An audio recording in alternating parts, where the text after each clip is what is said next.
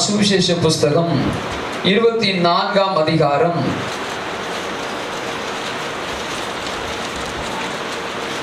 24ஆம் அதிகாரத்துல 49வது வசனத்தை வாசிக்க கேட்கிறேன். இதோ நான் உங்களுக்கு அனுப்புகிறேன், உன்னதத்திலிருந்து வருகிற பலத்தினாலே தரிப்பிப்பதற்கும்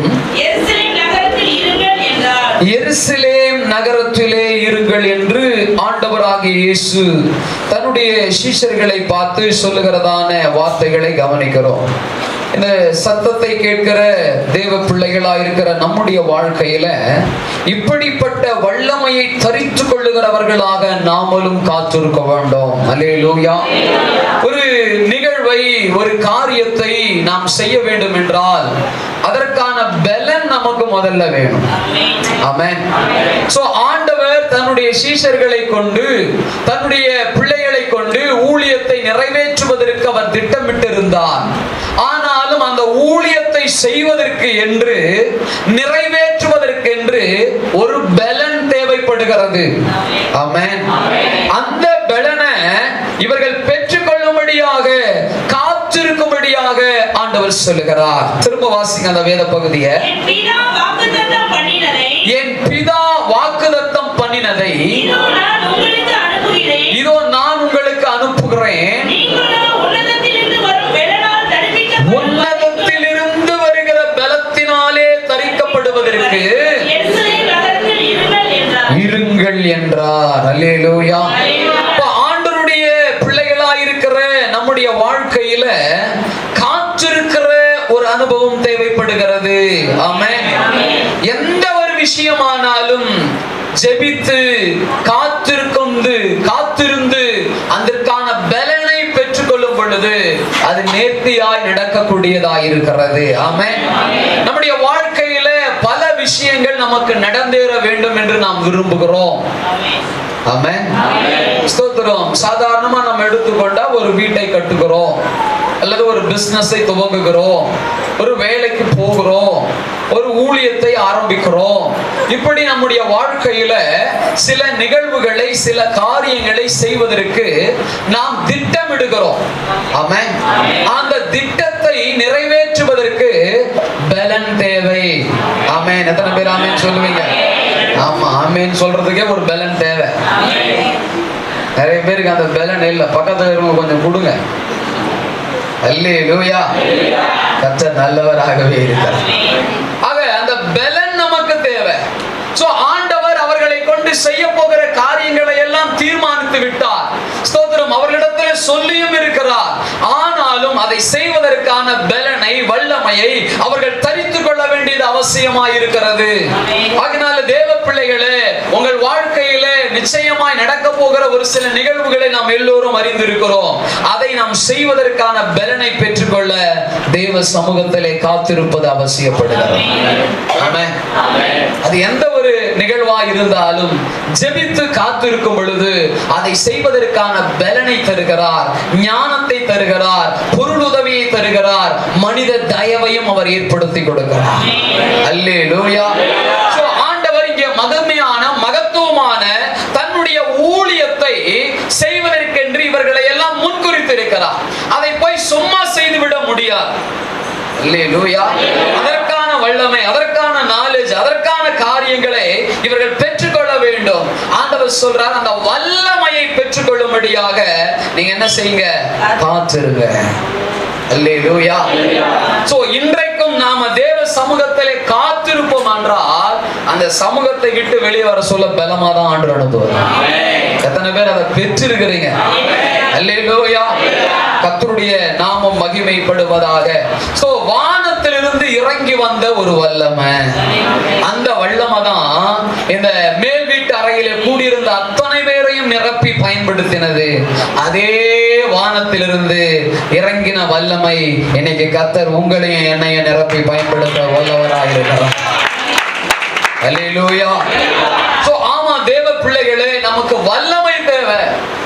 சில பேருக்கு திராணி இல்ல, சில காரியத்தை செய்யணும்னு விருப்பம், வாஞ்சை இருக்குது. சபைக்காக ஊழியம் செய்யணும், சபைக்காக செயல்படணும், ஆண்டவருக்காக ஊழியம் செய்யணும், ஆண்டவருக்காக செயல்படணும், ஆண்டவருடைய ஆலயத்திற்கு உதவியா இருக்கணும். நிறைய விருப்பம் நம்ம எல்லாருக்கும் இருக்குது. ஆனா அதை செய்யறதுக்கோ திராணி இல்ல, பலன் இல்ல, பணம் இல்ல, பொருள் இல்ல. சோ அதையெல்லாம் பெற்றுக்கொள்வதுதான் தேவனுடைய வல்லமை. அல்லேலூயா. இவங்க எல்லாம் போய் அங்க கூடி இருக்கிறாங்க. ஆண்டவராக இயேசு மரித்து உயிர்த்தெழுந்த பின்னாடி கிட்டத்தட்ட 40 நாள் அவர்களுக்கு என்ன செஞ்சாராம்? காட்சி அளித்தார். காட்சி அளித்தது மட்டுமல்ல, அவர்களோடு கூட பேசினார். அப்படி பேசும்போது அவர் சொல்றாரு, ஆண்டவர் சொல்றாரு, நீங்க போய் காத்திருங்க. அப்போஸ்தலர் 1:5 எடுத்து வாசிங்க. 1:5.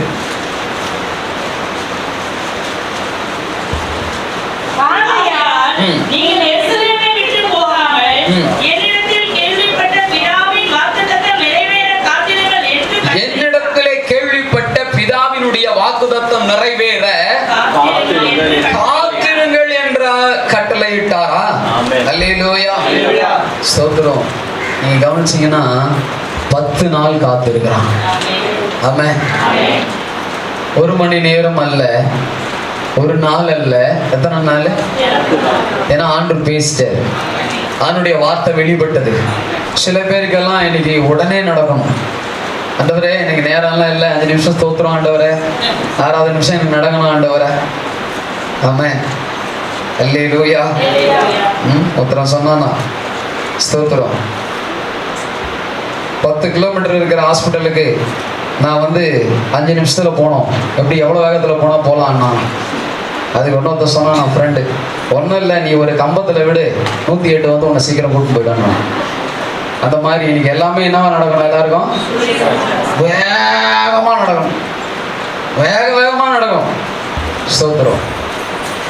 ஆனால் ஆண்டவர் அப்படி இல்லை, அவர் நேர்த்தியாய் செய்கிறது. அல்லேலூயா. நமக்கானதை எல்லாம் அவர் ஏற்கனவே ஒழுங்குபடுத்தி இருக்கிறார். எத்தனை பேர் நம்புறீங்க? ஆமென். சோ அத்தனையும் நம்முடைய வாழ்க்கையில அதிரதின் காலத்துல நேர்த்தியாய் நடக்கும், நேர்த்தியாய் நடக்கும். அதனால தேவ பிள்ளைகளை நம்முடைய வாழ்க்கையில ஸ்தோத்திரம் காத்திருக்கிற ஒரு அனுபவத்திற்குள்ளாக நம்ம போகணும். இன்னைக்கு இருக்கிற பிள்ளைங்க எல்லாம் உடனே எல்லாம் கிடைக்கணும். செல்போன் வேணுமா உடனே கிடைக்கணும், பைக் வேணுமா உடனே கிடைக்கணும். ஸ்தோத்திரம். எல்லாமே எப்படி கிடைக்கணும்? உடனே உடனே. வீடு உடனே கட்டிடணும், உடனே. ஸ்தோத்திரம். இந்த உடனேன்னு சொல்றவங்க ஸ்தோத்திரம், தேவன் இன்னைக்கு பேசுறாங்க, அவர் சமூகத்தில் என்ன செய்யணுமா? காத்திருக்கிற அனுபவம் நமக்கு வேணும். அல்லேலூயா. சோ இந்த ஜனங்க எல்லாருமே இந்த சீஷர் கூட்டத்தோடு கூட சேர்த்து 120 பேர், ஸ்தோத்திரம், 120 பேர் இவர்கள் ஒருமனப்பட்டு ஒரு இடத்திலே கூடி வந்து காத்திருக்கிறார்கள். 120 பேர் ஒரு இடத்துல இருக்கும் பொழுது ஒவ்வொருத்தருக்கும் ஒவ்வொரு விதமான யோசனைகள் வரலாம், ஒவ்வொருவர் ஒவ்வொரு விதமாய் பேசலாம். ஆனாலும் இதெல்லாம் கடந்து எல்லாருக்குள்ளேயும் அந்த ஒரு மனதை ஆண்டவர் கட்டளையிட்டு இருந்தார்.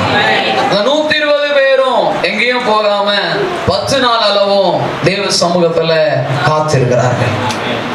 அல்லேலூயா. ஸ்தோத்திரம். அந்த ஒரு மனம் வேண்டும். 2 பேர் காத்து இருக்கும் போது 3வது ஆள் அந்த காத்து இருக்கிற அந்த நல்ல குணத்தை உடைக்கிறவங்களா இருக்க கூடாது. ஆமென். அவங்க கூட சேர்ந்து நாமளும் என்ன செய்யணும்? காத்து இருக்கணும். அது வீடா இருந்தாலும் சரி, சபையா இருந்தாலும் சரி. அவசரப்படுத்துகிற ஆட்கள், ஸ்தோத்திரம், வேகப்படுத்துகிற ஆட்கள் இருக்கிறாங்க. சோ அது சரி வராது. அதனால தேவ சமூகத்துல காத்திருக்கிற ஒரு குணநலனை நீங்கள் பெற்றுக்கொள்ளுங்கள். இன்னைக்கு நிறைய பேருடைய வாழ்க்கையில அவசரப்பட்டதுனால நிறைய விஷயங்கள் ஸ்தோத்திரம் பிரைஸ் அவங்க வாழ்க்கையில பாதிப்பை ஏற்படுத்தி இருக்கிறது. இங்க இருக்கிற உங்கள கூட சில பேருக்கு நடந்திருக்கலாம். அதனால ஜெபித்து காத்திருங்கள், நல்ல படிப்பை கத்தர் கொடுப்பார். ஜெபித்து காத்திருங்கள், நல்ல வேலையை கொடுப்பார். ஜெபித்து காத்திருங்கள், நல்ல வாழ்க்கை துணையை கொடுப்பார். ஜெபித்து காத்திருங்கள், நல்ல ஊழியத்தை கத்தர் கொடுப்பார். எப்படி சொல்லிக்கிட்டே போகலாம். நம்ம ஜெபத்தோடு ஜெபித்து காத்திருக்கும் பொழுது கர்த்தர் நமக்கானதை செய்கிறார். செய்கிறது மட்டுமல்ல, நம்மை கொண்டு செய்ய வேண்டியதற்கான பலனையும் நமக்குள்ளே அவர் அருளுகிற தேவனாக இருக்கிறார். ஆமென். சோ வல்லமைக்காக காத்திருந்த சபை, சபை எங்க உருவாச்சுன்னா இந்த பெந்தகோஸ்து நாள்ல தான் உருவாச்சு. இந்த சபையை உருவாக்க தேவன் அபிஷேகத்தை கொடுத்து அந்த சபையினுடைய நாளை தொடங்கி வைக்கிறார். சபைக்கு பிறந்த நாள்லாம் அது என்னைக்கு தானுங்க? இன்னைக்குதான். ஆமே. இந்த உலக அளவில் சபை உருவான முதல் நாள் எதுனாகா இந்த நாள் தான். ஆமே. ஆமே. நீ வரமாட்டாங்களா? அல்லேலூயா. ஆண்டு விழா கொண்டாடுறோம்ல, முடிச்சூர் சபைக்கு எப்போ ஆண்டு விழா? பிப்ரவரி. ஆமா. ஆண்டவரே ஸ்தோத்திரம்ப்பா. பிறந்த நாள் கேட்டாலும் தெரியல, கல்யாண நாள் கேட்டாலும் தெரியல, சர்ச்சு ஆண்டு விழா கேட்டாலும் தெரியல சிலருக்கு. ஆனா இங்க வேதம் சொல்லுகிறது அதுதான் முதல் நாள். சபையை கர்த்தர் ஸ்தாபித்த, துவங்கின, அங்கீகரித்த, அபிஷேகித்த அந்த முதல் நாள். சோ அப்ப சபை எப்படி இருந்தது? அதற்கு முன்னாடி ஆசரிப்பு கூடாரம், அதற்கு அப்புறம் கட்டிடங்களை கட்டி தேவனை ஆராதித்து உண்மைதான். ஆனால் பரிசுத்த ஆவியினால் பலப்பட்டு சோதரம் இயேசு கிறிஸ்துவினுடைய பிறப்புக்கு பின்பதாக, அவர் மரணம் உயிர்த்தெழுதலுக்கு பின்பதாக ஸ்தோத்திரம் பெந்தகோஸ்தே சபை என்று சொல்லப்படுகிறதான இந்த சபைகள் உருவாவதற்கான முதல் நாள் இந்த பெந்தகோஸ்தே நாளா இருக்கிறது. அல்லேலூயா. சோ அப்ப வல்லமைக்காக அவர்கள் போய் காத்திருக்கிறார்கள். இன்னைக்கு நம்முடைய வாழ்க்கையிலும் சில வல்லமைக்காக நம்ம தேவ சமூகத்தில் என்ன செய்யணுங்க? காத்திருக்கணும். சில நிகழ்வுகள் நடக்கணும்னா நம்ம தேவ சமூகத்துல காத்திருக்கிற அனுபவம் வேண்டும். அப்போஸ்தலர் 2ஆம் அதிகாரம் முதல் வசனத்தை நாம் வாசிக்கலாம். பெந்தகோஸ்தே என்னும் நாள் வந்தபோது அவர்கள் எல்லாரும் ஒருமனப்பட்டு ஓரிடத்தில் வந்திருந்தார்கள். அப்பொழுது பலத்த காற்று அடிக்கிற முழக்கம் போல வானத்திலிருந்து சடுதியாய் ஒரு முழக்கம் உண்டாகி அவர்கள் உட்கார்ந்திருந்த வீடு முழுவதையும் நிரப்பிற்று. அல்லேலூயா. கர்த்தருடைய ஆவியானுடைய வல்லமை வரும் என்றால் அது ஒரு சின்ன குறிப்பிட்ட இடத்தோடு கூட முடிந்து விடாது. அந்த இடம் முழுவதுமாய் அவர் நிரப்ப வல்லவராயிருக்கிறார். அல்லேலூயா. வீட்டை முழுவதுமாய், உன் திருச்சபையை முழுமையாக, உன்னுடைய வாழ்க்கையை முழுமையாக நிரப்பக்கூடியவராய் அவர் இருக்கிறார். அல்லேலூயா. சோத்திரம். அப்படிப்பட்ட முழுமையான ஒரு வல்லமை வருகிறது. வாசிப்போம்.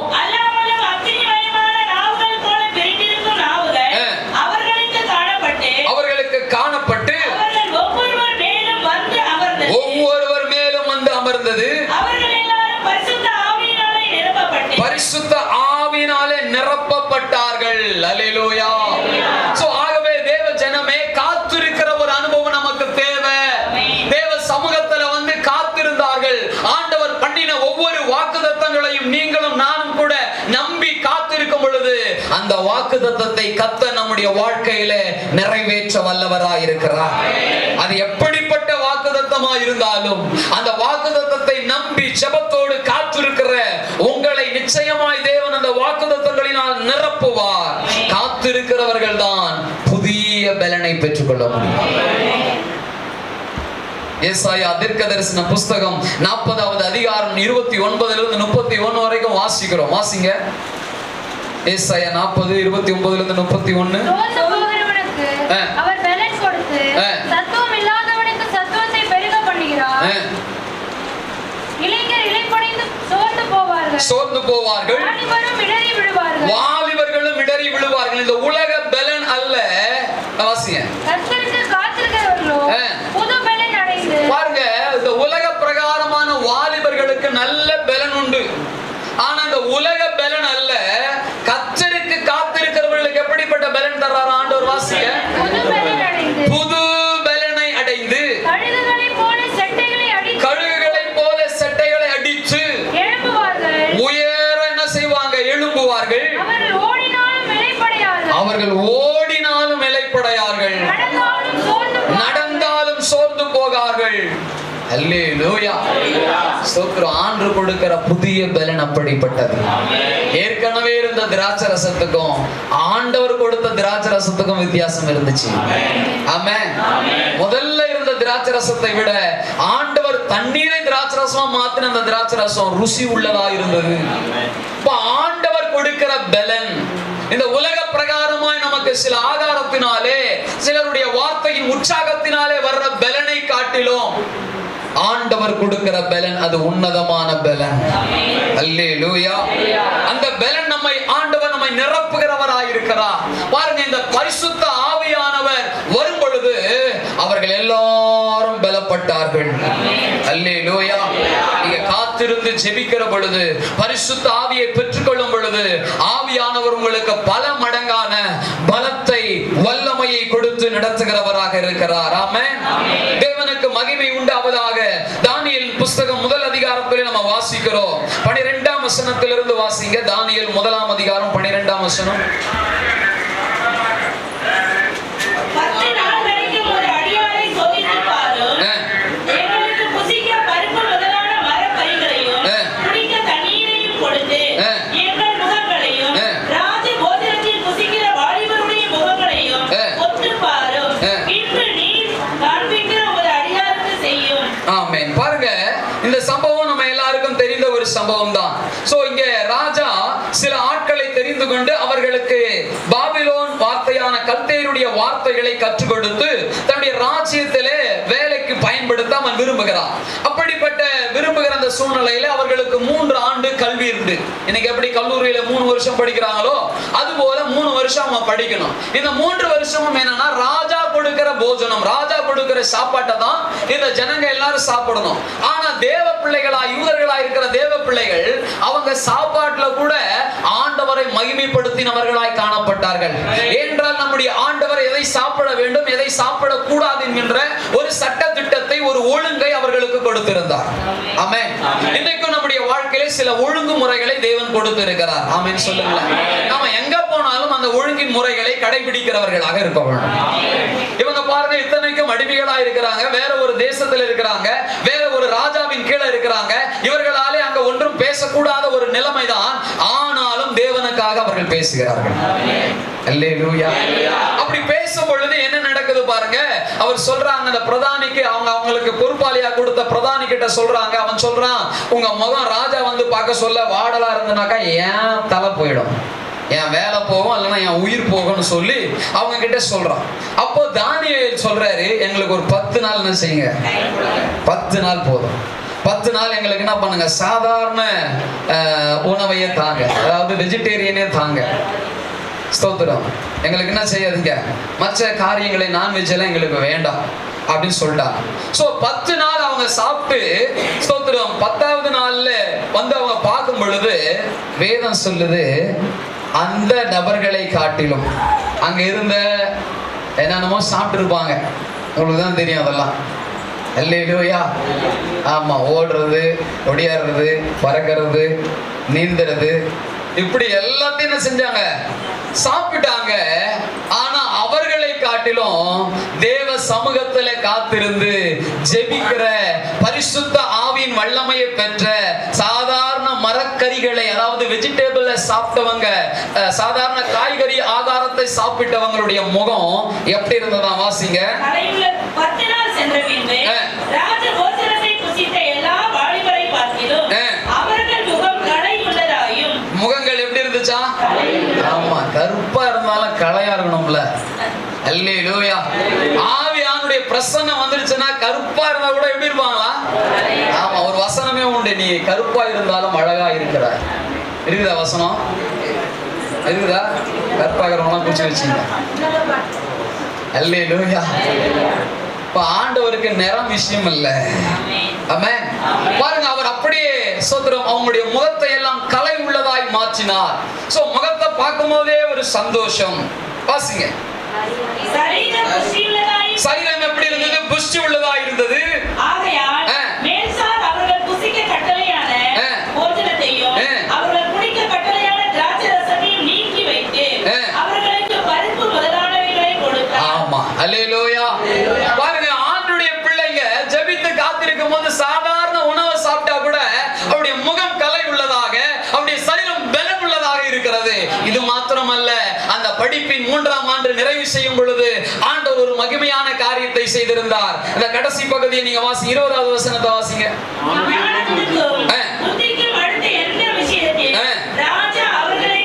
விசாரித்தானோ அதிலே தன் ராஜ்யம் எங்கும் உள்ள சகல, பாருங்க, படிச்சவங்க மட்டும் இல்ல, தன் ராஜ்யத்துல உள்ள சகல சாஸ்திரிகளையும் ஜோசியர்களையும் அவர்களை பார்க்கிலும் 10 மடங்கு சாமர்த்தியம் உள்ளவர்களாய் அவர்களை கண்டான். அல்லேலூயா, அல்லேலூயா. நீ தேவ சமூகத்திலே காத்திருந்து ஜெபிக்கிற ஆளா இருந்தா பரிசுத்த ஆவியானவர் உன்னை நிரப்புவார் என்றால் உன் முகம் கலை உள்ளதாய் மாறும், உன்னுடைய சரீரம் பலம் உள்ளதாய் மாறும், உன்னுடைய சிந்தை ஞானம் உள்ளதாய் மாறும்.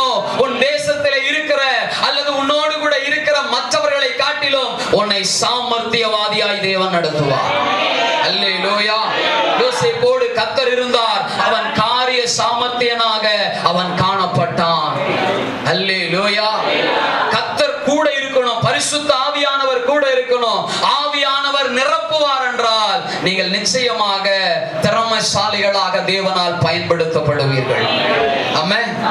வேலை, குடும்பம், வாழ்க்கை, ஊழியம், நிறைய விஷயத்துல நமக்கு நிறைய காரியம் தெரியாது. சொல்ல போனா தெரியாதுதான், உண்மைதான். அது நமக்கு தெரியாதுதான். தெரியாதுன்னு சொல்லி தெரியாமே இருக்க கூடாது. தெரியலன்ட்டு தெரிஞ்சவர்கிட்ட கேட்டு பெற்றுக்கொள்ளலாம். அல்லேலூயா. சகல ஞானத்தையும் பெற்றவர் நம்முடைய ஆண்டவர் ஆகிய இயேசு கிறிஸ்து. அவரிடத்துல கேட்கும் பொழுது நமக்கு அதை கொடுக்கிறார். ஆமென் சொல்லுங்க. ஞானிகளை வெட்கப்படுத்தும்படி என்ன சொன்னீங்க? சரி, பைத்தியமா பேதையா? சரி.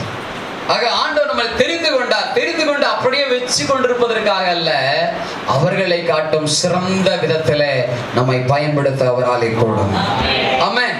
ஆகினாலே தேவ சமூகத்திலே வல்லமைக்காக இந்த சபை காத்திருந்தது. ஸ்தோத்திரம். சபை தொடங்கின அந்த நாளில ஆண்டவர் அபிஷேகம் பண்ணிட்டாரு. சோ அந்த சபையை சாதாரணமா ஆண்டவர் தொடங்க விரும்பல, வல்லமையினால் நிரப்ப விரும்பினார். அந்த வல்லமைக்காக அந்த சபை என்ன செஞ்சதுங்க? காத்திருந்தது. இந்த சபையும் காத்திருக்க வேண்டும். தனிப்பட்ட வாழ்க்கையை நாம் ஒவ்வொருவரும் நம்முடைய வாழ்க்கைக்காக காத்திருக்க வேண்டும். ஜெபித்து காத்திருக்கிற எந்த மனிதனையும் கர்த்தர் தன்னுடைய வல்லமையினால் நிரப்புகிறார்.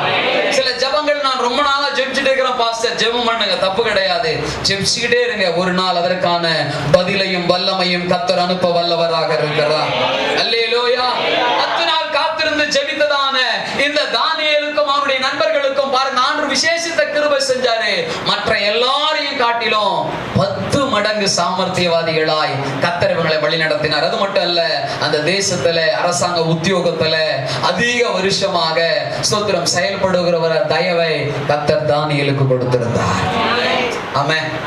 இன்னைக்கு உங்களுக்கும் கொடுப்பார். வல்லமைக்காக காத்திருங்க. ஸ்தோத்திரம். எனக்கு செய்யற பலனும் இல்லை, எனக்கு நாலேஜும் இல்லை. ஸ்தோத்திரம், உண்மைதான். ஆனா இது ரெண்டுத்தையும் கொடுக்க ஆண்டவரால முடியும். சபையை ஆரம்பிக்குவதற்கு, சபையை பெருக்குவதற்கு, ஸ்தோத்திரம், சபையை உயர்த்துவதற்கு ஆண்டவர் தானே தன்னுடைய வல்லமையை அனுப்புகிறார். வல்லமைக்காய் காத்திருந்த சபை இன்னைக்கு நீங்களும் நானும் அந்த வல்லமைக்காக காத்திருக்கும் பொழுது எப்படி இந்த தானியேலும் அவனுடைய நண்பர்களும் நன்மையை பெற்றார்களோ, ஸ்தோத்திரம், பலனை பெற்றார்களோ, ஞானத்தை பெற்றார்களோ, சாமர்த்தியை பெற்றார்களோ, முகத்தின் பிரகாசத்தை பெற்றார்களோ, அதே கிருபையை கர்த்தர் நமக்கும் கொடுக்க வல்லவராக இருக்கிறார். அல்லேலூயா. இரண்டாவதாக இந்த சபை வல்லமையாய் ஆராதித்த சபை. இதெல்லாம் எதனால நடக்குது? உன்னதத்திலிருந்து ஒரு வல்லமை வந்துச்சு. அதுதான் பரிசுத்த ஆவியினுடைய வல்லமை. ஆமென். அந்த வல்லமையை நாம தரித்துக் கொள்ள வேண்டும். இதுக்கு முன்னாடி ஆராதனைகள் நிறைய நடக்குது. சோ ஆதி ஆகமத்திலிருந்தே நம்ம பார்க்கிறோம். முதல் தேவனை ஆராதித்து தொழுது கொள்ள தொடங்கினார்கள் என்றெல்லாம் நம்ம வேதத்துல வாசிக்கிறோம். யாருடைய காலத்துல? அல்லேலூயா. எடுங்க ஆதியாகமம் புஸ்தகம் எடுங்க.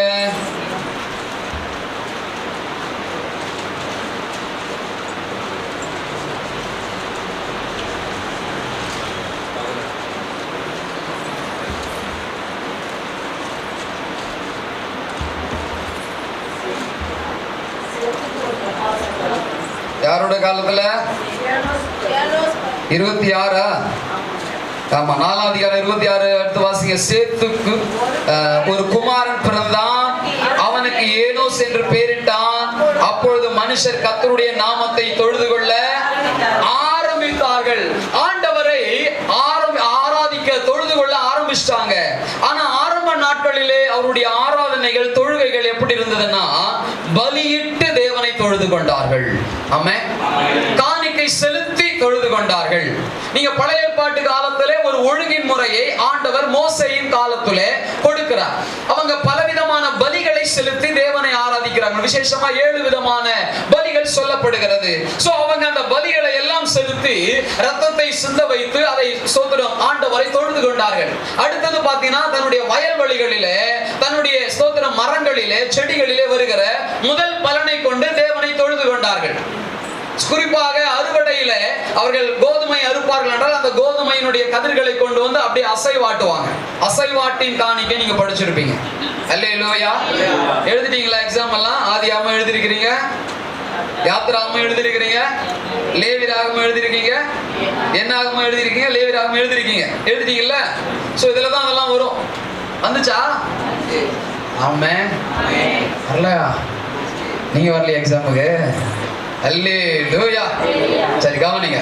அப்போ அந்த காணிக்கைகளை அசைவாட்டுவார்கள். சோ இது வந்து தேவனை ஆராதிக்கிற, தொழுது கொள்ளுகிற பல முறைகள் அவருடைய வாழ்க்கையில இருந்துச்சு. ஆனா இந்த நிலையை கர்த்தர் இங்க மாற்றுகிறார். அல்லேலூயா. எப்படிப்பட்ட ஆராதனை தெரியுமா? இப்போ ஆவியில நிறைந்து ஆராதிக்கிற ஆராதனை வந்து. அல்லேலூயா. சோ பலிகளை செலுத்தி விட்டு சோத்திரம் வணங்கி விட்டு போகிறதல்ல, ஆவியில நிரம்பி ஆண்டவரை ஆராதிக்கிற காலத்தை ஆண்டவர் தொடங்கின இடம்தான் இந்த பெந்தெகோஸ்தே நாள். அப்போஸ்தலர் 2ஆம் அதிகாரம் 2ல இருந்து வாசிங்க. அப்பொழுது பலத்த காற்று அடிக்கிற முழக்கம் போல வானத்திலிருந்து சடுதியாய் ஒரு முழக்கம் உண்டாகி அவர்கள் உட்கார்ந்திருந்த வீடு முழுவதையும் நிரப்பிற்று. அல்லாமலும் அக்கினிமயமான நாவுகளைப் போல பிரித்திருக்கும் நாவுகள் அவர்களுக்கு காணப்பட்டு அவர்கள் ஒவ்வொருவரும் மேலும் வந்து அமர்ந்தது. அவர்கள் எல்லோரும் பரிசுத்த ஆவியினாலே நிரப்பப்பட்டு. பாருங்க, அங்க ஒருத்தர் மட்டும் அல்ல, சில சபைகளிலே, இப்பவும் நம்முடைய சபைகளிலும் பல சபைகளிலும் பார்க்கிறோம், ஒரு சிலவர்கள் ஆவியில நிரம்பி என்ன செஞ்சுட்டு இருப்பாங்க, ஆராதிச்சுட்டு இருப்பாங்க. ஒரு சிலங்க பிரதர் சாட்சி சொன்ன மாதிரி கண்ணை கொஞ்சம் என்ன செய்யப்படுறாங்க, என்னன்னு தெரியல, திறந்து பார்க்கணும்னு தோணுது. பொதுவா நாங்க தான் கண்ணை திறந்து பார்க்கணும். ஊழியக்காரன் தான் என்ன செய்யணும்? ஆமா, ஒழுங்கா ஆராதிக்கிறீங்களா இல்லையா, முன்னாடி ஆராதிச்ச ஆர்வத்துல முன்னாடி வந்துட்டீங்களா, கீழே விழ போறீங்களா. ஆனா சில விசுவாசி பாஸ்டரை பார்த்து இந்த பாஸ்டர் வந்துடுறாரா இல்லையான்னு நல்ல ஆண்டவரை முழு மனசோடு ஆராதிக்கணும். நீங்க நல்லா கை தட்டுறீங்களோ இல்லையோ, கண்ணை மூடி ஒரு நிலைப்படுத்தி ஆண்டவரை நோக்கி பாருங்க, அவர் உங்களை நிச்சயமாய் நிரப்புவார். உண்மையாய் கூப்பிடுகிற யாவருக்கும் கர்த்தர் சமீபமா இருக்கிறார். ஆவியோடும் உண்மையோடும் தொழுது கொள்ளுங்கன்னு சொல்றார். ஏன்னா அவர் ஆவியாவும் இருக்கிறாரு, அவர் உண்மையாவும் இருக்கிறாரு. ஆக தேவ பிள்ளைகளை நீங்க ஆவியோடும் உண்மையோடும் தொழுது கொள்ளுங்க. இதை எங்க தேவன் தொடங்கினார் பாருங்க, இந்த ஆவியின் பிரசன்னம் இறங்கினது. இந்த பிரசன்னம் இறங்கின பொழுது அங்கிருந்த அத்தனை பேரும், எத்தனை பேர் உள்ள கூடி வந்தாங்களோ அத்தனை பேரும் ஆவியில நிரம்புறாங்க. ஒருத்தனும் அங்க வேடிக்கை பார்க்கல, ஒருத்தனும் டைம் பார்க்கல, ஒருத்தனும் பக்கத்துல இருக்கிறவன பார்க்கல, ஒருத்தனும் ஸ்தோத்திரம் மற்ற காரியத்தை குறித்து சிந்திக்கல. எல்லாம் ஒருநிலைப்பட்டு ஒருமனப்பட்டு தேவனை ஆராதித்த பொழுது அந்த ஆராதனை வல்லமையான ஆராதனையா இருந்தது. அல்லேலூயா. அந்த வல்லமையான ஆராதனை தான் அங்க ஒரு பெரிய எழுப்புதலை தொடங்கி வைத்தது. அந்த எழுப்புதல் இன்னைக்கு முடிச்சூர் வரைக்கும் வந்திருக்குது. அல்லேலூயா, அல்லேலூயா. கர்த்தருடைய நாமம் மகிமைப்படுவதாக. தொடர்ந்து வாசிங்கப்பா. ஆவியானவர் தங்களுக்கு தந்துள்ள வரத்தின்படியே வெவ்வேறு பாஷைகளினாலே பேச தொடங்கினார்கள். வெவ்வேறு பாஷைங்க. ஆண்டவர் ஒரு மனிதனை நிரப்புவாரானால் அவனுடைய வாய் துதிக்கிற வாயாய் மாறுகிறது. ஆமென். சபிக்கிற வாயாய் இருக்காது. ஆமென். ஆண்டவர் உங்களை நிரப்பி இருக்கிறார் என்றால், பரிசுத்த ஆவியினுடைய நிறைவுதலை ஒரு மனுஷன் பெற்றிருக்கிறான் என்றால் அவருடைய நாவிலே மாற்றம் வர வேண்டும். அல்லேலூயா. ஸ்தோத்திரம். வல்லமையான ஆராதனை. ஆமென். ஸ்தோத்திரம். அந்த நாவெல்லாம் தேவனை துதிக்கிறது. கீழே போட்டிருக்குது, தேவனை அவங்க அந்நிய பாஷையில பேசி என்ன செஞ்சாங்க, தேவனுடைய மகத்துவத்தை சொன்னார்கள் என்று எழுதப்பட்டிருக்கிறது. தேவ ஜனமே, சபையில வந்து தேவனை பத்தி பேசுறது பெரிய விஷயம் இல்லை. நீ இருக்கிற இடத்துல எல்லாம் பேசணும். உன் வாயை திறந்தாலே தேவனை மகிமைப்படுத்துகிற காரியம் தான் வரணும். ஆமென். இன்னைக்கு நம்முடைய வாயை எதுக்கு வாடகை விட்டுருக்குன்னு கொஞ்சம் பார்த்துக்கிடுங்க. சபையில வந்து ஆராதிக்கிறது, வெளியில போனா வேற மாதிரி. பிரைஸ் காட். வாயின் வார்த்தை ரொம்ப அவசியம். நமக்கு எல்லாம் தெரியும். ஆமா, வார்த்தையை விட்டுறக்கூடாது, வார்த்தையை கொற்றக்கூடாது. ஸ்தோத்திரம். இன்னைக்கு நிறைய பேர் அதை மீறுறாங்க. ஆவியானவர் தான் நம்மளை கண்ட்ரோல் பண்றாரு. நான் கண்ட்ரோல் பண்ண நினைச்சா ஒரு குறிப்பிட்ட எல்லை தான், அதுக்கு மேல என்னால கண்ட்ரோல் பண்ண முடியும். சில பேர் சொல்லுவாங்கல்ல, நான் ரொம்ப பொறுமையா இருக்கிறேன், என் பொறுமைய அவ்வளவுதான். ஆனா ஆண்டவர் நம்மளை கண்ட்ரோல் பண்ணா நிச்சயமா நம்ம கண்ட்ரோல் ஆயிடும். அவர் கண்ட்ரோல் பண்றதுக்கு நம்ம இடம் கொடுத்துருக்குறோமா? ஆண்டவரே உங்களுக்கு எல்லாம் இது தெரியாதுப்பா, கொஞ்ச நேரம் அமைதியா இருக்குப்பா. பெரிய ஞானி மாதிரி சில பேர் நம்ம என்ன செய்யறோம், பேசுறோம். ஆனா வேதம் சொல்லுது, ஒரு மனுஷன் ரட்சிக்கப்படுவதற்கு மிகப்பெரிய ஒரு மாற்றம் எங்க தெரியும்னா அவன் நாவல தான் தெரியும். ஆமென், ஸ்தோத்திரம். சில பேர் பாருங்க மரியாதையாவே பேசவே மாட்டாங்க. பேசுறதே எப்படிதான் பேசுவாங்க, மரியாதை குறைவா தான் பேசுவாங்க. பேசுறத அந்த பேச்சிலே ஒரு திமிரு இருக்கும், அந்த பேச்சிலே ஒரு மேட்டிமை இருக்கும், அந்த பேச்சிலே எனக்கு எல்லாம் தெரியும் அப்படின்ற ஒரு எண்ணம் இருக்கும். ஸோ உன் பேச்சே மாறலையே. ஆண்டவர் சொல்றாரு, செடிகளும் மரங்களும் கனிகளால் அறியப்படுவது போல ஒரு மனுஷன் அவன் பேச்சினால் அறியப்படுவான். ஆமென். பெரியவங்களுக்கு என்ன செய்யணும், நாம மரியாதை கொடுத்து பேசணும். பைபிள் சொல்லுது எல்லாரையும் கனம் பண்ணுங்க. பெரியவங்க சின்னவங்க எல்லாம் சொல்லல, பைபிள் என்ன சொல்லுது, எல்லாரையும் கனம் பண்ணுங்க. ரொம்ப இன்னும் சிம்பிளா சொல்லலாம், நீங்க மத்தவங்க உங்களுக்கு என்ன செய்யணும்னு நினைக்கிறீங்களோ அதை செய்யுங்கன்ற. மற்றவங்க மரியாதை உங்களுக்கு கொடுக்கணும்னு நினைச்சீங்கன்னா நீங்களும் என்ன செய்யுங்க. அவங்க வயசுல சின்னவங்களா இருக்கலாம், உங்களை விட படிக்காதவங்களா இருக்கலாம், உங்களோட ஏழையா இருக்கலாம், உங்களுடைய அந்தஸ்துல கம்மியா இருக்கலாம், ஏதோ.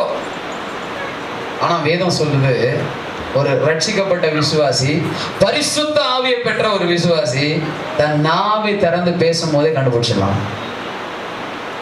ஆமென், அல்லேலூயா, ஸ்தோத்திரம். ஆவியானவர் ஒரு மனுஷனுக்குள்ளே இருப்பாரானால் அவனுக்குள்ளே மாற்றங்கள் வர வேண்டும். ஆமென். எனக்குள்ள ஆண்டவர் வந்திருக்கிறார்னா, எனக்குள்ள வாசம் பண்ணுகிறார்னா எனக்குள்ள மாற்றம் வர வேண்டும். அந்த மாற்றத்தை என்னை சுற்றிலும் இருக்கிறவர்கள் பார்க்கணும், நானும் அதை உணரணும். அல்லேலூயா, ஸ்தோத்திரம். ஒரு அம்மா கேட்டேன், ஏமா அம்மா எப்ப பார்த்தாலும் சண்டைக்காரி மாதிரியே பேசுறேன். அந்த அம்மா சொல்லுச்சு, எனக்கு பேச்சு அப்படிதான். 25 வருஷம் விசுவாசி. யார் அந்த அம்மா? எத்தனை வருஷம் விசுவாசி? ஆனா என்ன மாறல. கேட்டா அந்த அம்மா சொல்லுது, பேச்சே எனக்கு. அல்லேலூயா, ஸ்தோத்திரம். ஆனா ஆவியில நிரம்பும். பாஸ்டர் அந்நிய பாஷை பேசுறதுக்குள்ள சபையில யார் பேசுறத? அந்த அம்மா தான் பேசுது. அல்லேலூயா, அந்நிய பாஷை. கர்த்தர் நல்லவர். சோ ஆகினாலே தேவ பிள்ளையே, தேவ ஜனமே, வல்லமையாய் ஆராதித்த சபை, வல்லமையாய் தேவனை துதிக்கிற சபை, கர்த்தருடைய ஆவியை பெற்றுக்கொண்டதனால அவருடைய பேச்சிலே மாற்றங்கள், அவருடைய வார்த்தையிலே மாற்றங்கள், துதித்தலும் சபித்தலும் ஒரே நாவில் இருந்து வரக்கூடாதுன்னு வேதம் சொல்லுகிறது. தேவன் சபையாத மனிதனை நீங்க ஏன் சபிக்கிறீங்க? தேவன் குறை சொல்லாத மனிதனை நீங்க ஏன் குறை சொல்லுகிறீங்க? தேவனுடைய பிள்ளைகள், ஸ்தோத்திரம், தேவனுடைய மகத்துவத்தை பேச வேண்டும். அவரே சொல்றாரு, பக்தி விருத்திக்கு ஏதுவானதை பேசு, பிரயோஜனமானதை பேசு. ஆமென். சோ நமக்கு தேவையானதை, தேவனுடைய மகிமைக்கானதை நம்ம பேசணுமே தவிர, ஸ்தோத்திரம், அற்ப காரியங்களை, வேண்டாத காரியங்களை, விதண்டாவாதங்களை, குறை சொல்லுவதை நாம் பேசக்கூடாது. நம்முடைய நாக்குல, நம்முடைய நாவுல மாற்றம் வர வேண்டும். ஆமென். நான் ரட்சிக்கப்படுறதுக்கு முன்னாடி நிறைய வார்த்தைகளை ஃப்ரெண்ட்ஸ் சர்க்கிள்ல பேசியிருக்கிறேன். ஆமென், அல்லேலூயா, ஸ்தோத்திரம். ஒரு சின்ன ஒரு எக்ஸாம்பிள் சொல்றேன். ஸ்தோத்திரம். வாடா போடா அப்படிதான் பேசுவோம். நிறைய வார்த்தைலாம் இருக்குது, எல்லாத்தையும் சொல்ல முடியாது. அப்போது நாங்கள் ரட்சிக்கப்பட்ட உடனே, என் வயசுக்கு பசங்களாம் ரட்சிக்கப்பட்ட போது அப்படிதான் பேசிட்டே இருந்தோம். எங்கள் பாஸ்டர் சொன்னார், ரட்சிக்கப்பட்டுட்டீங்க, ஆண்டுடைய பிள்ளையா இருக்கிறீங்க, பிரதர்னு கூப்பிட்டு பழகுங்க. அது வரைக்கும் எங்களுக்கு தெரியல. இது ஒரு சின்ன உதாரணம் தான். நிறைய விஷயம் நம்முடைய ஃப்ரெண்ட்ஸ் சர்க்கிளில் நம்ம பேசுகிற வார்த்தைகள் நிறைய. ஆனால் ரட்சிக்கப்பட்ட பின்னாடியும் நம்ம சில வார்த்தைகளை மாற்றிக்கொள்ளணும். ஏன்னா நமக்குள்ள ஆவியானவர் இருக்கிறார். சரியான வார்த்தைகளை பயன்படுத்துகிறவங்களா இருக்கும். பெரியவங்க, ஸ்தோத்திரம், வேலை பார்க்குறவங்க, நீங்கள் யாராக இருந்தாலும் உங்கள் வேலை ஸ்தலத்தில் நீங்கள் பேசின காரியங்கள் ஏராளமாக இருக்கலாம். சில பேர்லாம் வேலைகளை திட்டிகிட்டே இருப்பாங்க. கூட வேலை செய்கிற ஆளுன்னு செய்வாங்க, திட்டிகிட்டே தான் இருப்பாங்க. ஆனால் நீ ரட்சிக்கப்பட்டுட்ட, ஆவியானவர் உனக்குள்ள வந்துட்டாரு. சோ வார்த்தையில மாற்றம் வர வேண்டும். அல்லேலூயா, ஸ்தோத்திரம். ஆகவே இந்த ஜனங்கள் தேவனை வல்லமையாய் ஆவியில நிரம்பி அந்நிய பாஷையை பேசி தேவனுடைய மகத்துவங்களை சொல்லி தேவனை ஆராதிக்க ஆரம்பித்து விட்டார்கள். இவர்கள் வாயை திறந்தாலே ஒரு காலத்துல குறை சொல்லி கொண்டிருந்தாங்க, ஒரு காலத்துல பயந்துகிட்டு இருந்தாங்க, ஒரு காலத்துல வேற மாதிரி இருந்தாங்க. நீங்களே பாருங்களேன், ஏசப்பா செத்து போறாருன்னு சொல்றாங்க, யாருக்கும் கவலை இல்லை. அடுத்தது யார் தலைவனா இருப்போம்? எப்படி பேசிருந்தாங்க இவங்க எல்லாரும்? அடுத்தது யார் தலைவர்? ஒரு அம்மா அவங்க பையன் போய் ஒரு அம்மாவை கூட்டு வந்துட்டான். என்ன தெரியுமா? வலது பக்கம் ஒரு பையனா, இடது பக்கம் ஒரு பையனா, அவன் ஃபேமிலியே இருக்கணுமா? ஆமே. இப்படி ஒவ்வொருத்தரும் என்ன செய்யறாங்கன்னா ஆண்டவருக்கு விரோதமான காரியங்களை பேசுகிறார்கள், நினைக்கிறார்கள், சிந்திக்கிறார்கள், பயப்படுறாங்க, குழம்பி போயிருக்கிறாங்க, பலமுறை பின்மாற்றத்துல போயிட்டாங்க, ஆண்டவருக்கு விரோதமான காரியங்களை செய்யறாங்க. ஆனா பரிசுத்த ஆவி பெற்ற பின்னாடி தேவனுடைய மகத்துவத்தை அவங்களுடைய வாய்கள் பேச ஆரம்பித்தது. அல்லேலூயா. நீங்களும் நான் ரட்சிக்கப்பட்டதுக்கு முன்னாடி எப்படி வேணாலும் இருந்திருக்கலாம்.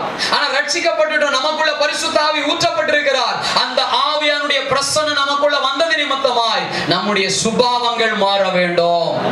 அல்லேலூயா, ஸ்தோத்திரம். கோபம், எரிச்சல், பொறாமை, குறை சொல்லுதல், இப்படி வாக்குவாதங்கள், இப்படி ஏராளமான காரியங்களை செய்து கொண்டிருந்த இந்த சீஷர் கூட்டம் இப்போ தேவனுடைய மகிமையும் மகத்துவத்தையும் மட்டும் பேசுது. அல்லேலூயா, அல்லேலூயா. அதுதான் ஆவியானவருடைய பிரசன்னத்தினால் வருகிற மாற்றம். அந்த மாற்றம் தேவனை ஆவியில நிரம்பி ஆராதிக்கிற அத்தனை பேருக்குள்ளேயும் வரணும். அல்லேலூயா, கர்த்தருடைய நாமம் மகிமைப்படுவதாக. ஸ்தோத்திரம். 3ஆம் 4ஆம் வசனத்திலே நம்ம வாசிக்கிறோம். வாசிங்க. அப்போஸ்தலர் 2ஆம் அதிகாரம். அவர்களுக்கு காணப்பட்டு அவர்கள் ஒவ்வொருவர் மேலும் வந்து அமர்ந்தது. ஒவ்வொருவர் மேலும் வந்து அமர்கிறது. அவர்கள் எல்லாரும் பரிசுத்த ஆவியினாலே நிரப்பப்பட்டு ஆவியானவர் தங்களுக்கு தந்தருளின வரத்தின்படியே வெவ்வேறு பாஷைகளிலே பேசத் தொடங்கினார்கள். வானத்தின் கீழ் இருக்கிற சகல தேசத்தாரிலும் இருந்து வந்த தேவ பக்தியுள்ள யூதர்கள் அப்பொழுது எருசலேமிலே வாசம் பண்ணினார்கள். அந்த சத்தம் உண்டான போது திரளான ஜனங்கள் கூடி வந்து தங்கள் தங்கள் பாஷையிலே அவர்கள் பேசுகிற மகத்துவத்தை பார்க்கும் பொழுது அவரவர்கள் கேட்டபடியினாலே கலக்கம் அடைந்தார்கள். போதும் பாருங்க, எல்லா மொழிகளிலும் அவர்கள் பேச ஆரம்பிக்கிறார்கள். அங்க இருக்கிற ஜனங்க எல்லாருக்கும் தேவனுடைய வார்த்தை போய் சேருகிறது. ஆக வல்லமைக்காக காத்திருந்தாங்க, வல்லமையினால நிரம்பி ஆராதிச்சாங்க. இப்ப ஆண்டவர் வல்லமையான வார்த்தைகளை வெளிப்படுத்தி கொண்டே இருக்கிறார். மனிதர்கள் இன்னைக்கு பரிசுத்த ஆவியில நிரம்பி பேதுரு எழும்பி பிரசங்கித்த பொழுது தன்னுடைய குற்றத்தை உணர ஆரம்பித்தார். பரிசுத்த ஆவியானவர் நம்முடைய தப்பிதத்தை நமக்கு உணர்த்துகிறவர். அவர் குற்றவாளியாக்கி கூண்டிலே ஏற்று தண்டனை கொடுக்கிறவர் அல்ல, குற்றத்தை உணர்த்தி மனம் திரும்ப வைத்து அவர் மகிமைப்படுத்துகிறவராயிருக்கிறார். அல்லேலூயா. நான் இங்க சொல்றேன், யாருக்கெல்லாம் உங்க குற்றம் உணர்த்தப்பட்டதோ அது பரிசுத்த ஆவியினுடைய கிரியை. உணர்த்தப்பட்ட உடனே அந்த உன்னதமான தேவனிடத்துல உங்கள் காரியங்களை அறிக்கை செய்து ஒப்புரவாகுங்கள். அவர் உங்களுக்கு உன்னதமான மகிமையை, ஆசீர்வாதத்தை அவர் கட்டளையிட வல்லவராயிருக்கிறார். நீங்க உணராதபடிக்கு சாத்தான் உங்கள் மனக்கண்களை குருடாக்குவான். பரிசுத்த ஆவியினுடைய வேலையோ உணர்த்துகிறது. அவர் உணர்த்தின உடனே நீங்க உங்களை அறிக்கை செய்யும். 1 யோவான் 1ஆம் அதிகாரம் 9ஆம் வசனம் சொல்லுகிறது. எடுத்து வாசிங்க. நம்முடைய பாவங்களை நாம் அறிக்கையிட்டால் பாவங்களை நமக்கு மன்னித்து எல்லா அநியாயத்தையும் நீக்கி நம்மை சுத்திகரிப்பதற்கு அவர் உண்மையும் நீதியும் உள்ளவராயிருக்கிறார். அல்லேலூயா சொல்லுங்களேன். பாருங்க, நீங்க உண்மையாய் உங்களை அறிக்கை செய்வீர்கள் என்றால் அது எப்பேற்பட்ட பாவமாயிருந்தாலும் குற்ற செயலாயிருந்தாலும் ஆண்டவராக இயேசு கிறிஸ்து மன்னித்து உங்களுக்கு உண்மை உள்ளவராய் அவர் இருக்கிறார். அல்லேலூயா. ஆகவே தேவ பிள்ளைகளே, ஒரு தேவ செய்தியை பரிசுத்த ஆவியானுடைய வல்லமையோடு கூட பிரசங்கிக்கிற பொழுது அந்த உணர்வு நமக்குள்ள வரும். அந்த உணர்வு வரும் பொழுது நீங்க ஸ்தோத்திரம் அசதியா இருக்காதீங்க, அப்புறம் பார்த்துக்கலாம்னு சொல்லி தாமதமா இருக்காதீங்க. ஆண்டவர் எந்த காரியத்தை எல்லாம் எப்பொழுதெல்லாம் உணர்த்துகிறாரோ அப்பொழுதே உங்களை அறிக்கை செய்து ஒப்பு கொடுக்கிறவர்களாய் நீங்கள் மாற வேண்டும். ஸ்தோத்திரம். உங்க எல்லாருக்கும் வசனம் தெரியும், தன் பாவத்தை மறைக்கிறவன் வாழ்வடைய மாட்டான், அவைகளை அறிக்கை செய்து விட்டு விடுகிறவனோ இரக்கம் பெறுகிறான். அறிக்கை செய்வது நல்லது, அடுத்தது என்ன செய்யணுமா? விட்டுணும். ஆமென். ஸ்தோத்திரம். ஆண்டவர் அதைதான் விரும்புகிறார். பரிசுத்த ஆவியிலே நிரம்பி இந்த பேதுரு எழும்பி பிரசங்கிக்கிறான். இந்த பிரசங்கத்தை கேட்ட ஜனங்கள் எல்லாம் இருதயத்துல குத்தப்படுறாங்க, உணர்த்தப்படுறாங்க. அந்த உணர்வு அவர்களுக்குள்ளே வந்தவுடனே ஸ்தோத்திரம், அவர்கள் தங்களை அர்ப்பணிக்க ஆரம்பிக்கிறார்கள். வாசியுங்கள் தொடர்ந்து. பேதுரு அவர்களை நோக்கி, நீங்கள் மனம் திரும்பி ஒவ்வொருவரும் பாவ மன்னிப்புக்கென்று இயேசு கிறிஸ்துவின் நாமத்தினாலே ஞானஸ்நானம் பெற்றுக் கொள்ளுங்கள். அப்பொழுது பரிசுத்த ஆவியின் வரத்தை பெறுவீர்கள். ஆகவே அந்த வல்லமையான சாட்சி பகிர்ந்த அந்த சபை ஸ்தோத்திரம் விருத்தி அடைய ஆரம்பிக்கிறது. ஆமென். இந்த சத்தியத்தை கேட்ட மக்களுக்குள்ளே ஒரு மனம் மாறுதல் வருகிறது, மனம் திரும்புதல் வருகிறது. தன்னுடைய பாவங்களை உணர்கிறார்கள், அதை அறிக்கை செய்கிறார்கள், ஞானஸ்தானம் எடுக்கிறார்கள். ஆண்டுடைய பரிசுத்த ஆவியின் வல்லமையை அவர்களும் பெற்றுக்கொள்ள அவர்கள் தங்களை அர்ப்பணிக்கிறார்கள். ஆகவே தேவ பிள்ளையே, வல்லமையாய் சாட்சி பகிர்ந்த இந்த சபையின் நிமித்தமாய் கர்த்தர் இன்னும் புதிய ஆத்துமாக்களை தொட்டு கொண்டே இருக்கிறார். எனக்கு இந்த சபையும் கர்த்தர் அப்படி நிரப்புவார். ஆமென். நீங்க எழும்பி சாட்சி சொல்லும் பொழுது உங்கள் வீட்டிலேயோ, உங்க வீட்டுல பக்கத்து வீட்டிலேயோ அல்லது வேலை செய்யற இடங்களிலோ நீங்க எங்கெல்லாம் இயேசு கிறிஸ்துவை குறித்து பேச ஆரம்பிக்கிறீங்களோ அங்கெல்லாம் பரிசுத்த ஆவியானவர் கிரியை செய்ய போகிறார். ஆமென். எப்பது நடக்கும்? வல்லமைக்காக காத்திருந்து வல்லமையில நிறந்து ஆராதிக்கிறவர்களா நீங்க மாறும் பொழுது இது நடக்கும். ஆமென். முதல்ல காத்திருக்கணும், அப்புறம் வல்லமையை பெற்றுக்கொள்ளணும், அந்த வல்லமையில நிரம்பி ஆராதிக்கணும். அதை ஆராதிச்சுட்டு நீங்க அந்த ஆவியின் வல்லமையோடு கூட ஒரு வார்த்தையை சொல்லும் பொழுது கர்த்தர் கிரியை செய்வார். உதாரணத்துக்கு வியாதி உள்ள ஒரு மனிதனை நீங்க சந்திக்கிறீங்கன்னா அந்த மனிதனை இயேசு உன்னை குணமாக்குவார் நீங்க சொல்லும் பொழுது அந்த வார்த்தை அப்படியே நிறைவேறும். ஒரு மனிதன் குடும்ப பிரச்சனையோடு தற்கொலை எண்ணத்தோடு இருப்பானால் உன் குடும்பத்திலே சமாதானம் உண்டாகும், நாங்கள் உங்களுக்காக ஜெபிக்கிறோம் என்று ஆண்டவருடைய நாமத்திலே சொல்லும் பொழுது அங்கே கர்த்தர் கிரியை செய்ய வல்லவராய் இருக்கிறார். அல்லேலூயா. இப்படி நீங்கள் பரிசுத்த ஆவியினுடைய பலத்தினாலே ஸ்தோத்திரம் நிரப்பப்பட்டு நீங்கள் சொல்லப்படுகிற தேவனுடைய எந்த வார்த்தையையும் அவர் நிறைவேற்ற வல்லவர். அதனாலதான் சொல்றேன், உங்க வாயிலிருந்து சாப வார்த்தைகள் வேண்டாம். ஆமென். சொல்வதற்கு நலமான வார்த்தை இருந்தா அதை பேசுங்க, இல்லையா சைலண்ட் மோட்ல போட்டுருங்க. ஆமென். கர்த்தர் நல்லவர். தேவனுடைய நாமம் மகிமைப்படட்டும். ஆகவே வல்லமையை தரித்து கொண்ட சபையாக அந்த சபை எழும்ப ஆரம்பிக்கிறது. அந்த சபையை கர்த்தர் தாமே பயன்படுத்த ஆரம்பிக்கிறார். ஒரு மகிமையான காரியம் அங்க நடக்கிறது. இந்த வல்லமையான பிரசங்கம் ஸ்தோத்திரம் அநேகரை தொட ஆரம்பித்தது, அநேகருக்குள்ள மனம் மாறுதலை ஏற்படுத்த ஆரம்பிச்சது. இப்போ வல்லமையாய் சபையை கர்த்தர் நடத்த ஆரம்பிச்சிட்டார். அல்லேலூயா. சோ நடத்த ஆரம்பிச்சிட்டார்னு சொல்லலாம். இரண்டாவது, வல்லமையாய் சபையை பெருக ஆரம்பித்து விட்டார். ஆமென். தொடர்ந்து வாசிங்களா, 42ல இருந்து வாசிங்க. அவர்கள் அப்போஸ்தலருடைய உபதேசத்திலும் அந்யோன்ய ஐக்கியத்திலும் அப்பம் பிற்குதலிலும் ஜெபம் பண்ணுதலிலும் உறுதியாய் கருத்திருந்தார்கள். அல்லேலூயா. 47 வரைக்கும் எழுதி கொள்ளுங்க. சோ இங்க பார்க்கிறோம், அனுதினமும் அவருடைய வாழ்க்கையில ஒரு மாற்றம் ஏற்பட்டது. ஆமென். அவங்க தினமும் அப்போஸ்தலருடைய உபதேசத்தை கேட்க ஆரம்பிச்சாங்க, தினமும் அப்பம் பிற்க ஆரம்பிச்சாங்க, தினமும் ஜெபம் பண்ண ஆரம்பிச்சாங்க. இப்படி தங்களுடைய வாழ்க்கையில தினம் தினம் ஆண்டவரை ஜெபிப்பது, துதிப்பது, ஆராதிப்பது, அப்பம் பிற்பது என்று சொல்லி அவர்கள் ஐக்கியப்பட்டு கூடி வந்து கொண்டே இருந்தாங்க. தினமும் அவங்களுடைய வாழ்க்கையில தேவனுடைய காரியம் காணப்பட்டு கொண்டே இருந்துச்சு. அல்லேலூயா. ஏதோ பரிசுத்த நாளிலே ஞாயிற்றுக்கிழமை வந்து தேவனை ஆராதிக்கிறதோடு முடிஞ்சிடல, வீட்லயும் அவங்க ஆராதிப்பாங்க, வீட்லயும் ஜெபம் பண்ணுவாங்க, வீட்லயும் பைபிள் வாசிப்பாங்க, வீட்லயும் பரிசுத்த ஆவியில நிரம்பி ஆராதிப்பாங்க. ஆமென்.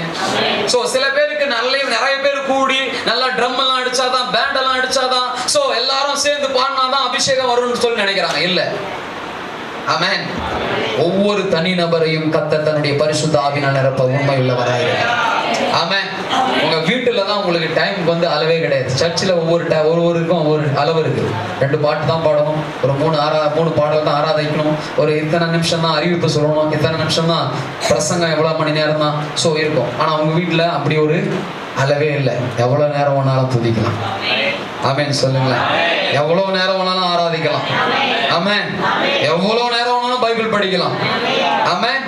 ஸ்தோத்திரம். ஆகினாலே நீங்கள் ஒவ்வொருவரும் தேவனுடைய ஆவியின் வல்லமையை பெற்ற நீங்கள் ஒவ்வொருவரும் அதை அனல் கொண்டு இழுத்து கொண்டே இருக்கணும்.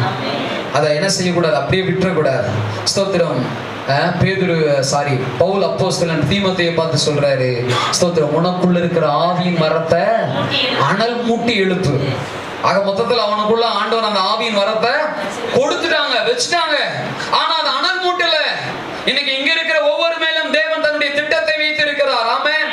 அவருடைய ஊழிய திட்டத்தை வச்சிருக்கிறார். அவருடைய உங்கள் மேல் வைத்திருக்கிற திட்டங்கள் ஏராளம் ஏராளம் ஏராளம். அதெல்லாம் நிறைவேறுவதற்காக நீங்கள் உங்களை அனல் மூட்டும்படியாய் தினமும் ஜெபியுங்கள், தினமும் வேதம் வாசியுங்கள், தினமும் ஆராதியுங்கள். கர்த்தர் உங்களை வல்லமையா நடத்துவார். நான் எப்படி சொல்றேன், தினமும் ஜெபிக்கிற மனுஷனுக்கு எங்க எப்படி பேசணும்ன்ற ஆலோசனையை தேவன் கொடுப்பார். தினமும் துதிக்கிற மனுஷனுக்கு, தினமும் ஆராதிக்கிற மனுஷனுக்கு உன்னை சூழ்ந்து வருகிற எதிரான சூழ்நிலைகளை எதிர்க்கிற பலனை உங்களுக்கு கொடுப்பார். ஆமென். தினமும் வேதத்தை வாசிக்கிற மனுஷனுக்கு ஞானமாய் செயல்படுகிற கிருபையை கர்த்தர் கொடுப்பார். ஆமென். தினம் தினம் நம்முடைய வாழ்க்கையில இது இருக்கணும். பரிசுத்த ஆவியின் வல்லமை தினமும் இருக்கணும்.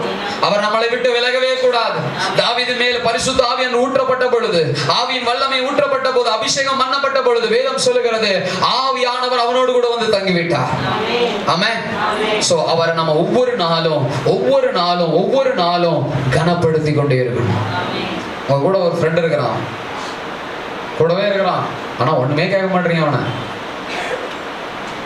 ஒண்ணுமே பேச மாட்டீங்க அவன்கிட்ட, ஆனா கூடவே இருக்கிறான். எவ்வளவு நாள் இருப்பான்?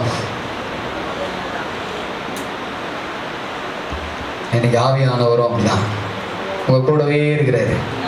அவர் கூட என்ன செய்யுங்க, பேசுங்க, அவர் கூட பேசுங்க. அவர் ஆதாம் காலத்துல இருந்து அதான் விரும்புறாரு, கூட இருக்கணும்னு விரும்புறாரு. ஆராதனையில கூட அதான் பேசுறாரு. நம்ம கூடவே இருக்க விரும்புகிற தேவன் அவர், நம்ம மத்தியில வாசம் பண்ண விரும்புகிற தேவன் அவர்.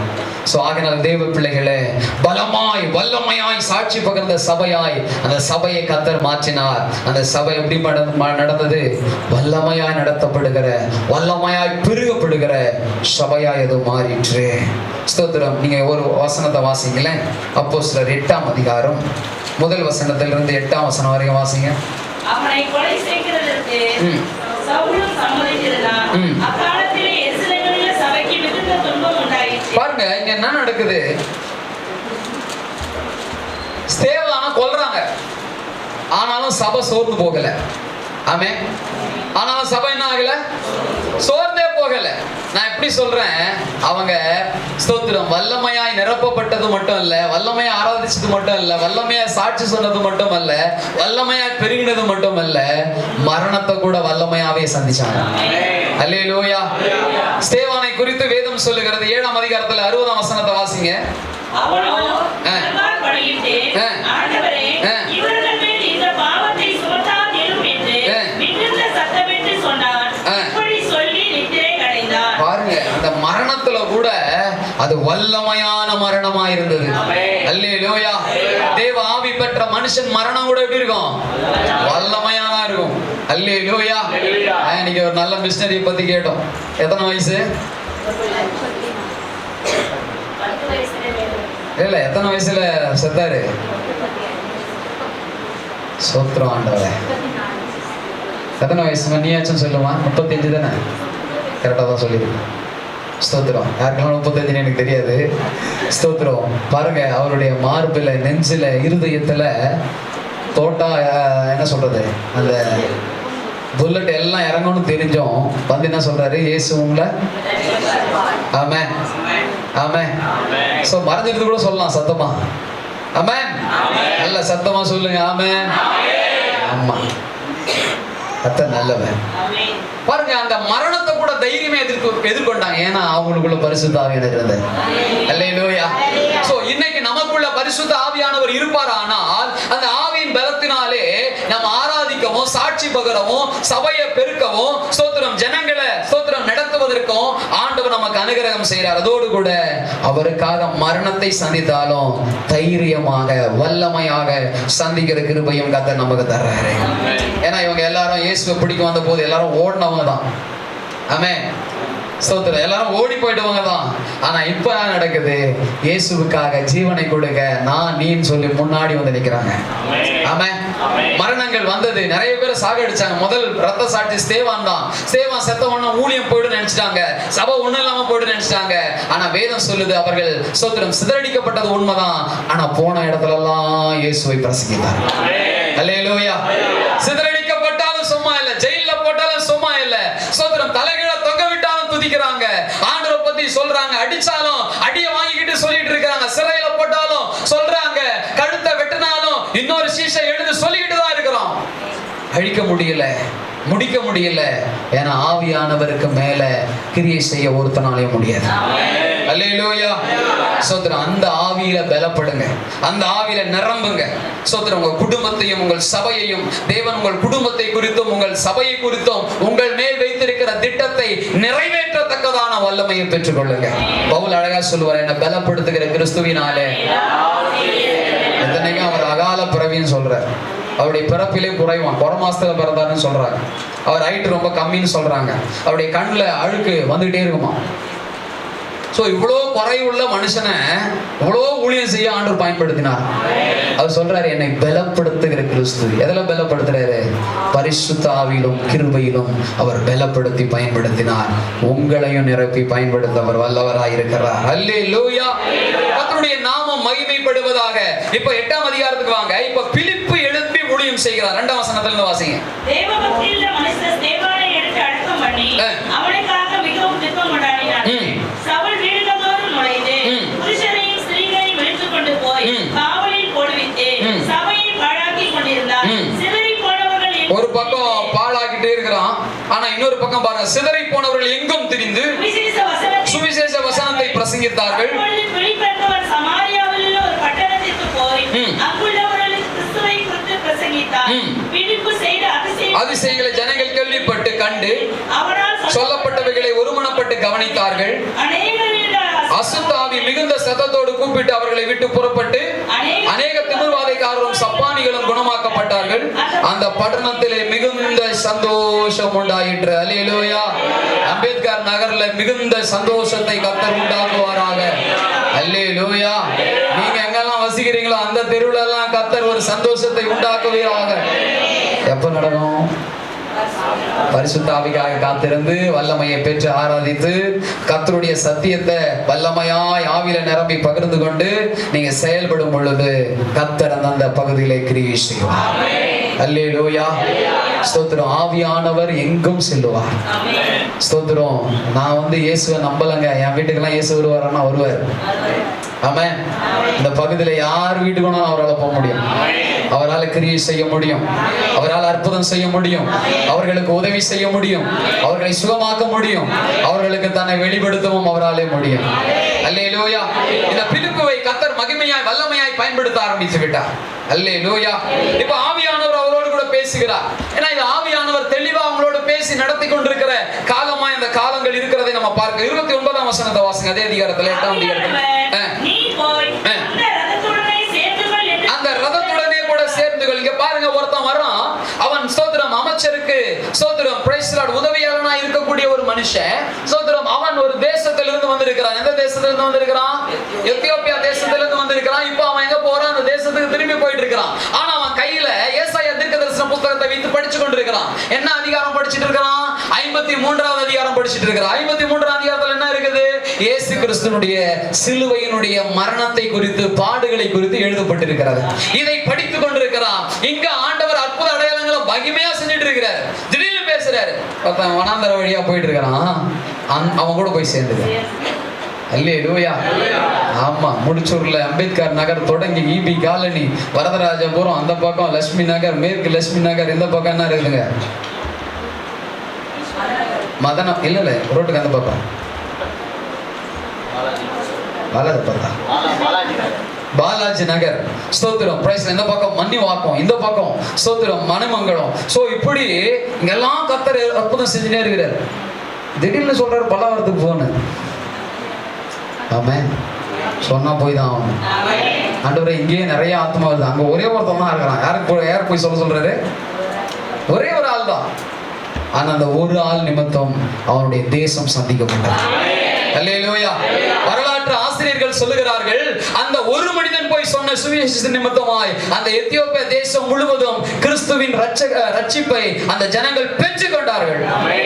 அதனால ஆண்டவர் சொன்னார்னா அதுல பல காரியம் இருக்கும்.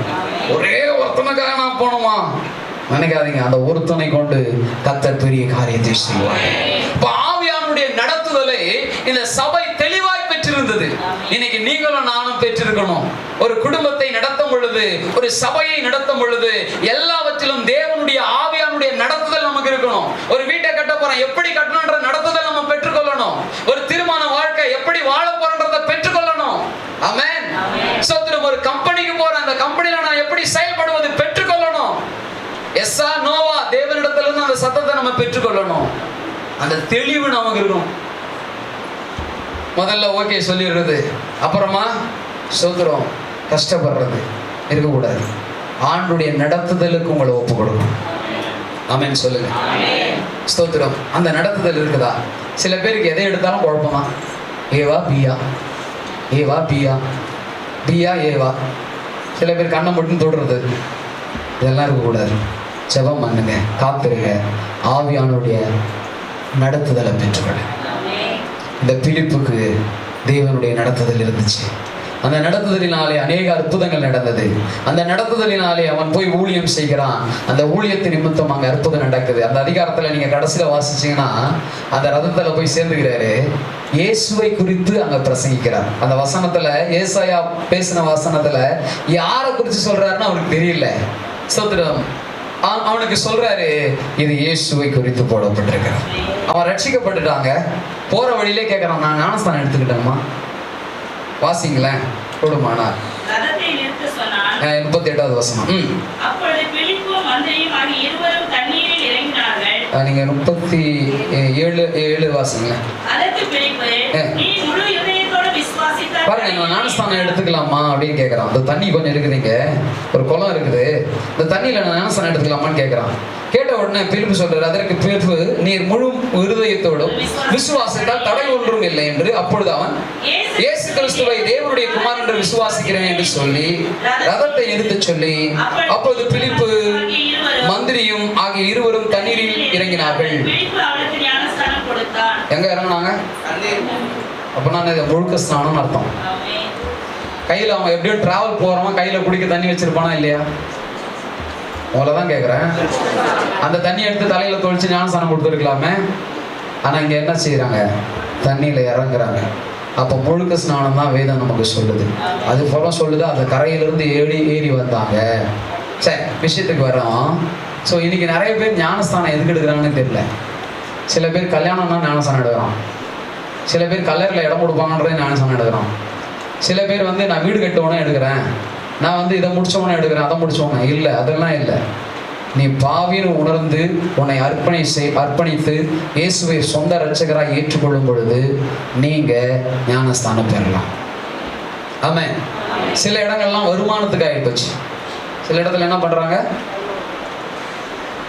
ஞானஸ்தானம் எடுக்கிறேன்னு எல்லா சொந்தக்காரரும் சொல்லுவாங்க. ஏன்? உங்க ஊர்லலாம் எப்படி தெரியல, எங்க ஊர்லலாம் நான் பார்த்துக்கிறேன் கண் கூட. அதனால தெளிவா சொல்லிடுறது, ஞானஸ்தானம் எடுக்கிறது வசூல் பண்ற வேலை கிடையாது. பிரைஸ்ல சில பேர் ஸ்தோத்திரம் கத்தோலிக்கல்ல இருக்கிறவங்களுக்கு தெரியும்னு நினைக்கிறேன். முதல் திருவிருந்து கேள்விப்பட்டிருக்கீங்களா? புது நன்மையா? அந்த புதுசா முதல் திருவிருந்து எடுப்பான். அதுக்கு இன்விடேஷன்லாம் அடிச்சு கொடுப்பான். பைபிள்ல அதெல்லாம் ஆண்டு சொல்லல. மனம் திரும்பிட்டியா, நீ என்ன செஞ்சிடு. நான் ஞானஸ்தானம் எடுக்கும்போது புது ட்ரெஸ் கூட இல்லை எனக்கு. எங்க அப்பா, நான் உன்னை தலை முழிவிட்டேன்டா அப்படின்ட்டாரு. எனக்கு பிள்ளையே இல்லைன்ட்டாரு. ரொம்ப நெருக்கடி தான், ரொம்ப கஷ்டம்தான். சில பேர்லாம் எங்க அப்பா சொன்னா எடுத்துக்கிறேங்க, எங்க அம்மா சொன்னா எடுத்துக்கிறேங்க. உனக்குள்ள என்ன மாற்றம் வந்துச்சு? ஞானஸ்தானம் மற்றவங்க சொல்லி எடுக்கிறது இல்லை, உங்களுக்குள்ள வரணும் மாற்றம். ஆமென். எங்கள் அப்பாவையும் ஆண்டு ஒரு நாள் தொட்டார். அவர் எனக்கு ட்ரெஸ் எடுத்து கொடுக்காத என்னமோ தெரியல, அவரும் சொல்லாமல் திடீர்னு ஞானஸ்தானம் எடுத்தனால அவருக்கும் புது ட்ரெஸ் இல்லை. மையா தான் கொடுத்தாங்க. கொடுக்கும்போது இறையூரில் எப்பவுமே கேட்போம் நாங்கள், யாராச்சும் வேற யாரும் ஞானஸ்தானம் பேரை கொடுக்க மாட்டாங்க. ஞானஸ்தானம் எடுக்க இருக்கீங்களான்ட்டு டப்புன்னு ஒரு ஆள் வரும். அந்த மாதிரி எங்கள் அப்பா வயலில் வேலை செஞ்சுட்டு இருந்தார். ஸோ திடீர்னு வந்தார், ஆராதனைக்கு வந்தார். ஆராதனை முடிச்சோடனே ஞானஸ்தானம் கொடுக்குறாங்க, அப்படியே ஞானஸ்தானம் எடுத்துட்டார். ஆமென். இந்த மாதிரி சிலருடைய ஞானஸ்தானங்கள் உண்டு. சில பேருக்கெல்லாம் என்னன்னா ஆடு வெட்டி எல்லாருக்கும் என்ன செய்யணுங்க பார்த்தா அதுக்கு காசே கிடைக்காது. அதனாலே ஞானஸ்தானத்தை தள்ளி போடுவாங்க. இந்த மாதிரி எல்லாம் ஞானஸ்தானம் எடுக்கக்கூடாது. அழகா பாருங்க, சத்தியத்தை கேட்டான், உணர்ந்தான், அறிக்கை செஞ்சான், இயேசு சொந்த ரட்சகராக ஏற்றுக்கொண்டான், ஞானஸ்தானம் எடுத்தான், ஏறி வாகனத்தில் உட்காந்தான், ஒட்டகத்தில் உட்காந்தான், அவன் ஊருக்கு போயிட்டான். இவன் இங்கே ஊழியத்துக்கு இங்கே வந்துட்டான். போனவர் அந்த ஊரில் போய் ஆண்டவரை பற்றி சொன்னார். அந்த ஊரே, அந்த தேசமே கத்தருக்குள்ளாக மரமாக இருந்தது. ஆமென். அல்லேலூயா. அதனாலே தேவனுடைய நடத்துதல் இருக்கும். நடத்துதல் இல்லாமல் இன்னைக்கு நிறைய ஊழியங்கள் கூட நடக்குது. ஆண்டவர் இந்த இடத்துக்கு போன்ற ஒரு நடத்துதலே இல்லாமல் ஊழியத்துக்கு வந்துட்டு அந்த ஊழியம் வளரலை, அந்த ஊழியம் இப்படியே இருக்குதுன்னு சொல்ற ஆட்கள் உண்டு. சில பேருக்கு குடும்ப வாழ்க்கையில சோத்திரம் ஆண்டவருடைய சித்தமே கேட்க மாட்டாங்க. எந்த வேலை கிடைக்குதோ அந்த வேலைக்கு போயிடுவாங்க. எங்க வீடு வாடகை கிடைக்குதோ அங்க போயிடுவாங்க. இல்ல, தேவ சித்தத்துக்கு காத்திருங்க, அவர் ஞானமாய் நடத்துவாரு. அந்த நடத்துதலை நம்ம எல்லாரும் பெறணும். அதுதான் முக்கியம். அதுதான் சொல்லிட்டு வரேன் இவ்வளவு நேரம். கர்த்தருடைய நடத்துதலை பெற்றுக்கொள்ளணும். அதுதான் அந்த பலமான வல்லமையான சத்துவம் நமக்கு காண்பிக்கிற கொடுக்கிற ஒரு பெரிய கிருபை. ஆமென். அன்றைக்கு சபைக்கு அந்த நடத்துதல் இருந்துச்சு. அதனாலே சபை நாளுக்கு நாள் என்னாச்சுங்க, விருத்தி அடைந்தது, பெருகினது. ரட்சிக்கப்பட்டவர்கள் அனுதினமும் சபையில சேர்க்கப்பட்டு வந்தாங்க. இப்ப இருக்கிற சபையெல்லாம் அனுதினமும் ஒரு ஆள் வெளிதான் போகுது. அல்லேலூயா. ஆமா, போன வாரம் வந்த ஆத்துமா இந்த வாரம் பார்த்தாக்க ஒண்ணு காணாமல் போன ஆடுதான் போனோம்னு நினைக்கிறேன்.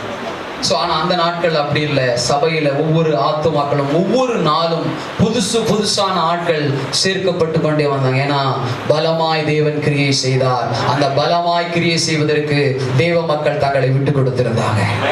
அல்லேலூயா. ஆண்டவர் ஆளுகை செய்யணுங்க, நீயும் நானும் இல்லை, ஆண்டவர் ஆளுகை செய்யணும். ஸ்தோத்திரம். அப்படி ஆளுகை செய்யும் பொழுது அங்க மகிமையான காரியங்கள் நடக்கும்.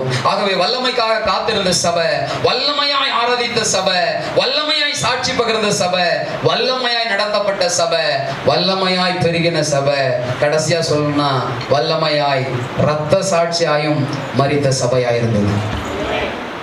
ரத்த சாட்சிகள் உண்டானாலும் அவங்க பயப்படலை. இன்னும் சபைகள் பெருக பெருக பெருக பெருக ஆரம்பித்தது. ஆகவே தெய்வ பிள்ளையே, இந்த வல்லமையை பெற்றுக்கொள்.